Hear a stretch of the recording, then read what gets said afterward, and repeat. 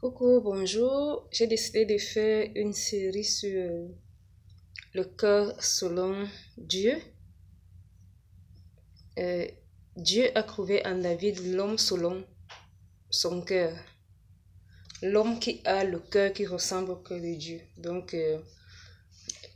nous allons voir pas à pas les qualités de David pour avoir des cœurs qui ressemblent au cœur de Dieu. Pour cela, je commence aujourd'hui numéro 1. Servir les autres, servir Dieu. Numéro 1, être un serviteur fidèle. David était un serviteur fidèle. On voit son service au niveau de sa famille. Comment il servait ses frères. Comment il servait son père. C'est lui qui s'occupait des brebis. Au point où, lorsque il est rentré de la bourse et que son père voulait le commissionner pour aller voir comment se passe la guerre, il s'est rassuré que les brebis restaient dans de bonnes mains. Il a donné des brebis à un gardien et il est parti là où son père l'a envoyé. Donc, David ne croisait pas les mains. David faisait quelque chose. Et en plus, il servait aussi Dieu. Il servait Dieu à travers des psaumes que nous lisons aujourd'hui. Il chantait pour Dieu. C'était un musicien de Dieu. Donc, et lorsque tu sers, c'est là où Dieu t'élève. Parce que Dieu bénit les actions et comme on dit, tout se paye. Donc tout ce que tu fais, tu as un salaire de ça. Donc si tu croises les mains et que tu te dis que ta vie va changer en croisant les mains, en dormant, donc ta vie ne va pas changer. Il faut faire quelque chose. Et c'est lorsque Dieu a remarqué que David s'occupait bien des brebis.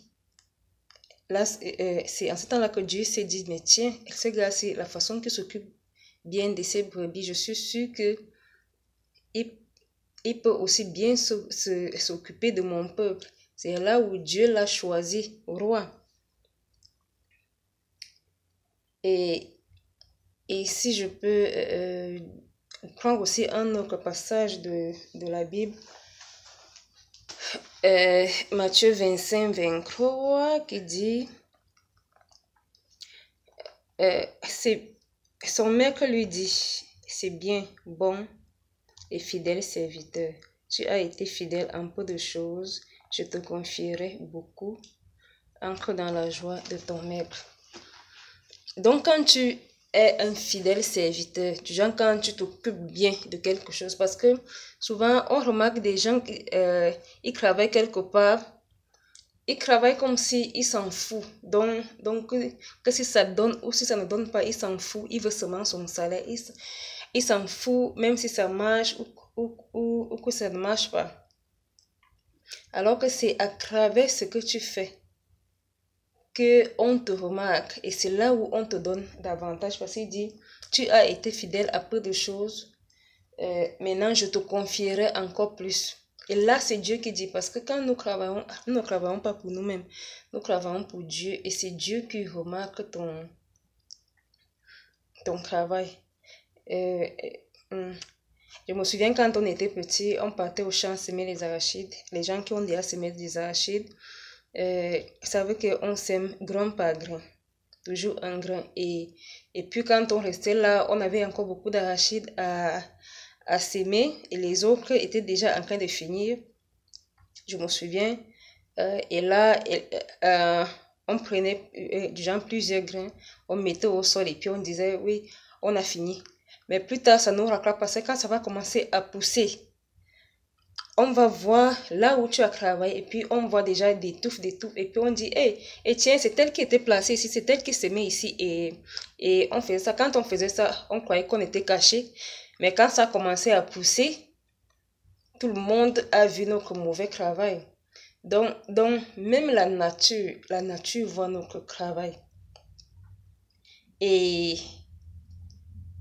ça nous suit parce que parce que David chantait en brousse lorsqu'il s'occupait des brebis. Mais un homme l'a entendu parler, l'a entendu chanter au point où quand Saül avait besoin de quelqu'un pour chanter pour lui, on a dit que tiens, il y a un fils d'Isaïe qui sait chanter, on l'entend souvent chanter. C'est là où il est parti chanter pour le roi. Donc quand tu fais quelque chose, tu crois que tu es caché, mais les gens te voient. Et c'est à partir de ça que tu seras élevé. Il y a aussi... on croit souvent que peut-être quand on est souvent là, tu dis non, c'est comme si moi je suis venu accompagner les autres ici sur la terre, ils sont là, ils réussissent, ils font ceci. Déjà, parce que il y a souvent des gens, tu le regardes, il est beau, il est riche, il est intelligent, il est ceci, c'est comme si il a tout. Pourquoi? Parce que il multiplie ce que Dieu lui a donné. Il multiplie. Il prend soin de lui. Il prend soin de lui, de sa beauté. Il fait le sport. Il se lave.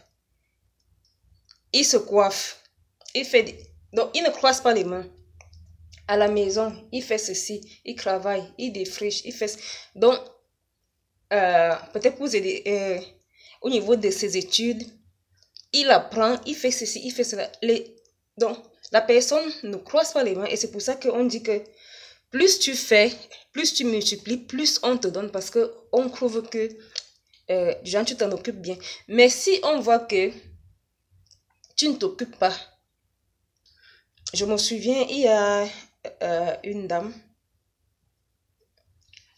elle a une clinique, je suis partie causer avec elle un jour et puis elle me racontait des histoires. En fait, j'ai amené quelqu'un en consultation chez elle. Et puis, elle a commencé à me raconter des histoires. Elle m'a dit qu'elle avait besoin d'une femme de ménage. Et puis, une femme était partie chez elle pour déposer le dossier qu'elle voulait faire le ménage. Et elle lui a demandé, est-ce que tu penses que ta maison est tellement propre au point où tu peux venir faire le ménage chez moi? Parce que,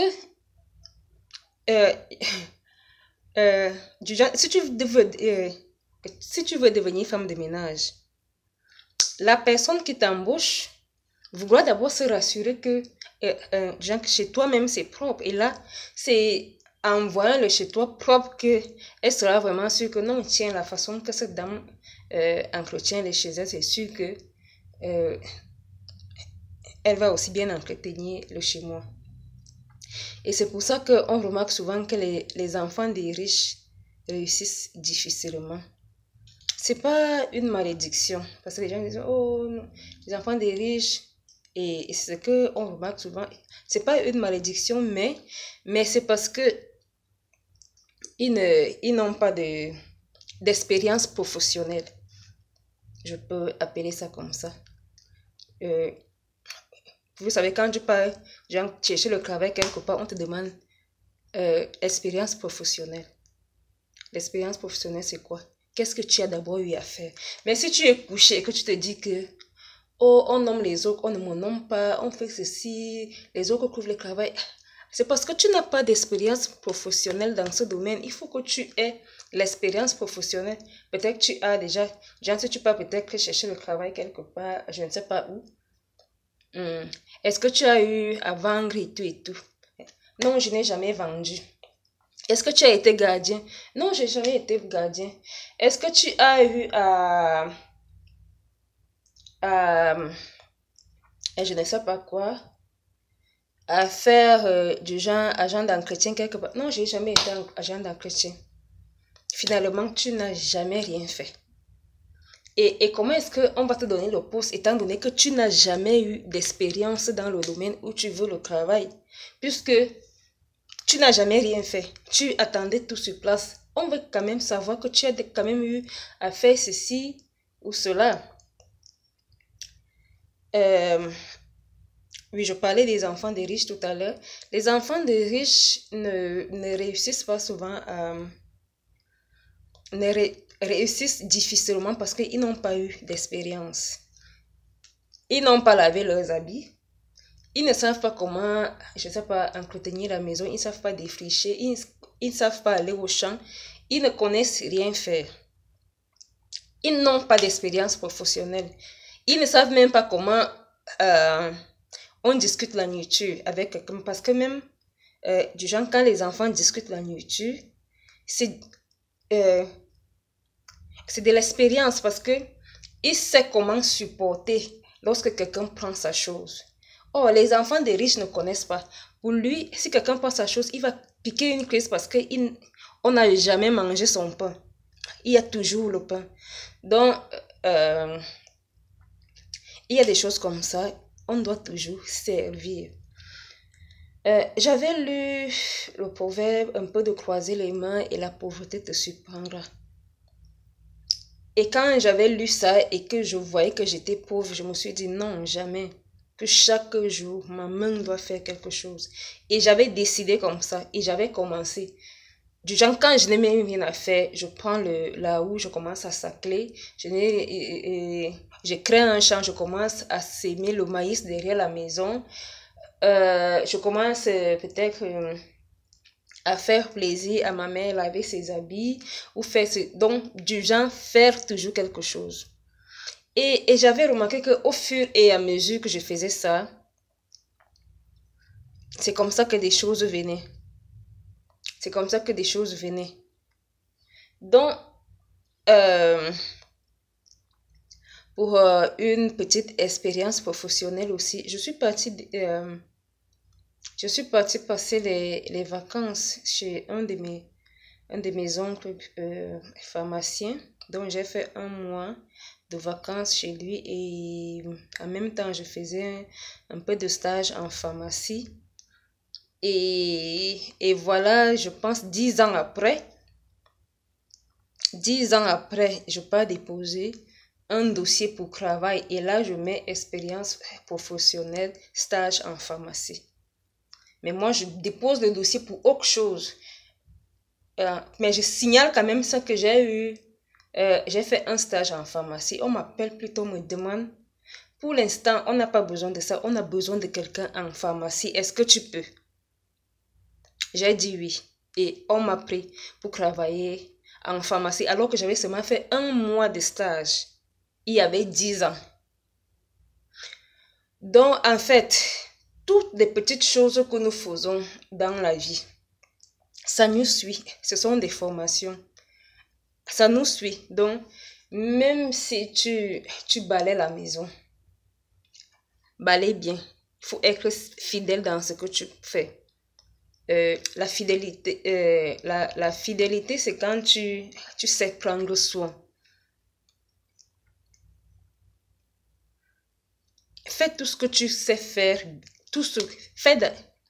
Le premier point, c'est qu'il faut toujours faire quelque chose. Et ce que tu fais, fais le bien. Fais le bien parce que ta bénédiction viendra dedans. Donc, j'ai fini. Soyons des fidèles serviteurs.